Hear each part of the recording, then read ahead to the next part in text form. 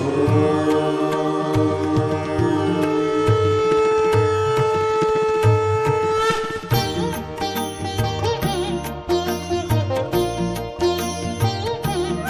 श्री महाकाल महादेव का फलित ज्योतिष शास्त्र में आपका स्वागत है।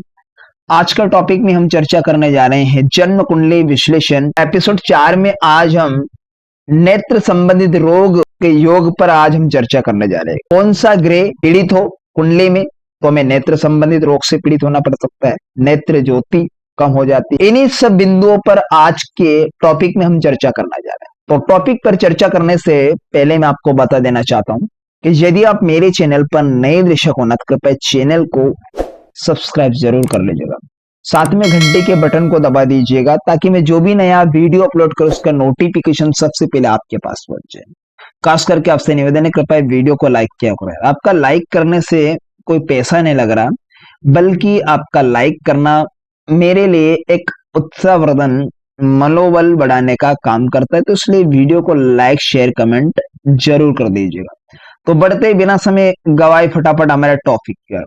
तो जैसे कि आप स्क्रीन पर देख पा रहे हैं एक ब्लैंक टेवा, इस ब्लैंक टेवे में हम लग्न को भी निर्धारित करेंगे और जो राशियां साथ में उसे भी फिल कर लेते हैं। जैसे कि आप स्क्रीन पर देख पा रहे हैं ये मकर लग्न की कुंडली हो गई और मकर राशि में ही शुक्रदेव विराजमान है, खाना नंबर 1, क्योंकि लाल किताब के अकॉर्डिंग में प्रेडिक्शन करने जा रहा हूं इस कुंडली। तो खाना नंबर 1 में शुक्र की कंडीशन बनी। आप देखिए तो यहाँ पर मकर लग्न की कुंडली, क्योंकि मैंने आपको दिखाने के लिए स्क्रीन पर आप देख पा रहे हैं, आपको दिखाने के लिए मैंने ये लग्न को यहाँ पर निर्धारित किया। वैसे मुझे पता है कि पहले भाव में मेष राशि होती है, तो ये लाल किताब कुंडली के अकॉर्डिंग मैं इसे मानूंगा, जो प्लेनेट जिस भाव में बैठे उसे उसी में बैठाऊंगा। तो जैसे कि आप स्क्रीन पर देख पा रहे होंगे लगन में 10 नंबर की राशि, तो हमारा लगन हुआ मकर लगन। तो मकर लग्न की कुंडली अर्थात शनि की राशि में शुक्रदेव विराजमान है। अब ऐसे कालपुरुष की कुंडली के अकॉर्डिंग देखो मैं लाल किताब के अनुसार, तो खाना नंबर 1 में मेष राशि होती है, उसमें शुक्रदेव बैठ गए। ठीक है, अब यहां पर मैं इसे मेष लग्न की कुंडली ही मानकर इसका प्रादेश करूंगा। ठीक है, तो आप देखेंगे कि धन भाव में यहाँ पर कुंभ राशि में चंद्रमा की स्थिति बता रखी, 3rd हाउस में राहु देव मीन राशि में, 4th हाउस में बृहस्पति देव मेष राशि में, 5th हाउस में यहाँ पर वृषभ और रोग के घर में मिथुन राशि और 7th भाव में कर्क राशि, 8th में सिंह और 9th भाव में जो कन्या राशि केतु की स्थिति बनी हुई है। और 10th हाउस की अगर बात करें तो तुला राशि में शनि और मंगल की युति बनी है। जहां शनि और मंगल बन जाता है राहु आर्टिफिशियल का निर्माण हो जाता है, यानी 10वें घर में आर्टिफिशियल प्लेनेट राहु भी बैठ गया। 11th भाव में बात करें तो वृश्चिक राशि में बुध का बैठना, लाभ के घर में बुध बैठा है, वैसे अपना अपना अशुभ है। अब इस भाव के पक्के प्लेनेट की अगर बात करें तो बृहस्पति देव बनते, तो टोटली इसको इस भाव से बैठने से बुध ने बृहस्पति की जानदार चीजों पर असर डालना प्रारंभ कर दिया, या नेगेटिव रिजल्ट देगा। लाभ पूरी तरह से हो नहीं पाएगा, इनकम रिलेटेड प्रॉब्लम को क्रिएट करेगा, बैंक संबंधित प्रॉब्लम को लेकर यहाँ भी काफी नुकसानदायक। नेक्स्ट सिचुएशन की ओर बढ़ते तो द्वादश भाव में देखिए तो धनु राशि में सूर्य की कंडीशन। अब इस कुंडली को आप ध्यान से देखिए कि नेत्र संबंधित जो रोग देता है, नेत्रों से जो कनेक्शन होता है, तो आप देखेंगे धन भाव लगन से दूसरा घर नेत्र और लगन से 12वां घर जहां सूर्य, नेत्र ज्योति सूर्य की। अब ये दोनों प्लेनेट ही हमारे ऐसे प्लेनेट होते कुंडली में दोनों दूषित हो जाते हैं, क्योंकि दूसरा घर भी आग से संबंधित। और इधर देखे 12वें भाव में शुक्र की कंडीशन बनी हुई है, तो 12वें भाव में शुक्र कंडीशन बनने से वजह से यहां भी शुक्र पीड़ित हो गया। अब दोनों दाई और बाई ओर, यानी जबकि दाई तरफ तो सूर्य की कंडीशन बनी है, यानी खाना नंबर 12, और चंद्रमा को देखे तो बाई आंख का संबंध होता है। दोनों प्लेनेट यहां पर आंखों के कारक प्लेनेट होते हैं। अब ये दोनों प्लेनेट यहां पर बैठ जाए और इनकी अशुभ कंडीशन बन जाए, पीड़ित हो जाते हैं प्लेनेट, तो यह आंखों से संबंधित नेत्र के ज्योति संबंधित प्रॉब्लम को क्रिएट करेगा। ठीक है, आंखों में जालापन आना, मोतिया बिंदु आना, कम दिखाई देना, धुंधलापन दिखाई देना, इन दोनों प्लेनेट की वजह से ये काफी हमें समस्या का सामना करना पड़ता है। नेत्र संबंधित रोग से, आंखों से आंसू का बहना, क्योंकि चंद्रमा क्या है, पानी का कारक, आंखों से जो पानी भी बूंदे टपकती हैं गिरती है वो भी चंद्र। नेक्स्ट अगली स्टेप की ओर बढ़ते, लगन में यहां पर बैठा शुक्रदेव। अब जैसे लगन में शुक्रदेव बैठ गया तो किसके घर में बैठा, मंगल के घर, क्योंकि खान नंबर 1 में काल पुरुष कुंडली के अकॉर्डिंग मंगल पहले घर का राशियाधिपति बनता है, मेष राशि होती है। तो मंगल जाके बैठा है यहाँ पर 10वें घर में शनि के साथ में। तो आर्टिफिशियल प्लेनेट राहु भी यहाँ पीड़ित हो गया, राहु का निर्माण। अब शनि मंगल यहाँ पर बैठने से 10वें घर में, मंगल वैसे उच्च के होते हैं क्योंकि कालपुरुष की कुंडली के अकॉर्डिंग मकर राशि होती है 10वें घर में, तो मकर में उच्च के हो जाता है। लेकिन शनि 7 लगन के पक्के प्लेनेट की अगर बात करें तो सूर्य देवता बनते हैं वो खाना नंबर 12 में बैठे धनु राशि। तो ये भी खराब हो गए क्योंकि शुक्र का बैठना, शुक्र जिस भाव में बैठता है उस भाव से संबंधित प्रॉब्लम को भी क्रिएट करेगा, मानसिकता को कोई खराब करेगा, मानसिक डिप्रेशन जैसी कंडीशन बढ़ाएगा, सर दर्द जैसी प्रॉब्लम रहे, और उस भाव को भी यहाँ पर खराब करके रख देगा।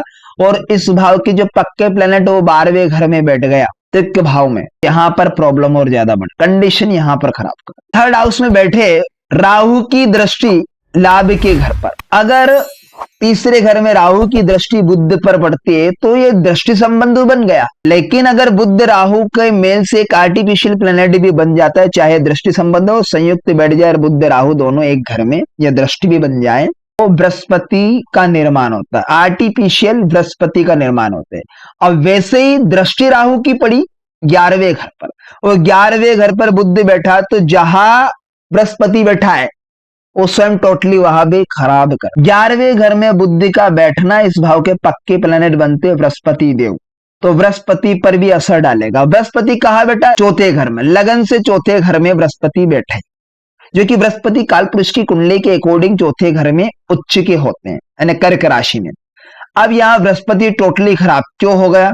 क्योंकि यहां पर लाभ के घर में बुद्धि का बैठना है, तो यहां पर बृहस्पति को भी नेगेटिव करेगा, और राहु बुद्धि के मेल से आर्टिफिशियल प्लेनेट बृहस्पति बन गए, तो चौथा घर तो वैसे ही खराब। और चंद्र धन भाव में है, तो बृहस्पति यहाँ इस भाव में भी खराब हो, तो भाव में बैठे चंद्रमा, तो इस भाव के कारक प्लेनेट बृहस्पति बनते हैं। राशियाधिपति की बात करें शुक्र देवता, वो लगन में बैठ गए शत्रु के घर में, तो यहां पर भी दूसरा घर भी बाई आग भी डैमेज यहां पर भी खराब कर दिया। लगन के पक्के प्लेनेट सूर्य देवता वो 12वें घर में बैठ गए, धन भाव में या चौथे घर में कोई प्लेनेट है, तो यहां पर घरेलू सुख शांति को खराब करेगा, मानसिक तनाव डिप्रेशन जैसी प्रॉब्लम को क्रिएट करता है ये। तो यहां पर लाभ में राहु की दृष्टि बुध पर, सेकंड दृष्टि यहां पर जाती है राहु की भाग्य स्थान पर।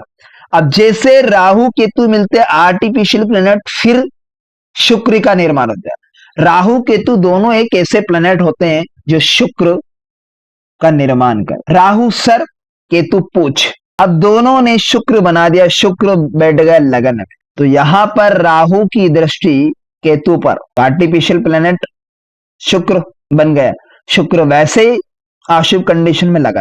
आप ये मत समझ लेना मकर राशि में मित्र के घर में शुक्र देव बैठे, मैं लाल किताब के अकॉर्डिंग प्रेडिक्शन कर रहा हूं। राशि में यहां पर भुला चुका हूं, लेकिन लाल किताब में राशि भुलाई नहीं जाती है, वो ऑलरेडी फिक्स कर दी जाती है। मेष लगन की कुंडली सभी की बनती है, परमानेंटली मेष लग्न होता है लाल किताब। तो भाग्य पर भी दृष्टि राहु की, और भाग्य स्थान के पक्के प्लेनेट बृहस्पति देव बनते हैं। और बृहस्पति भी यहाँ पर खराबी है, चौथे घर में बैठकर चंद्र को भी दूषित कर, क्योंकि ये घर किसका? बृहस्पति का, जहां बृहस्पति बैठे चौथे घर में चंद्र का।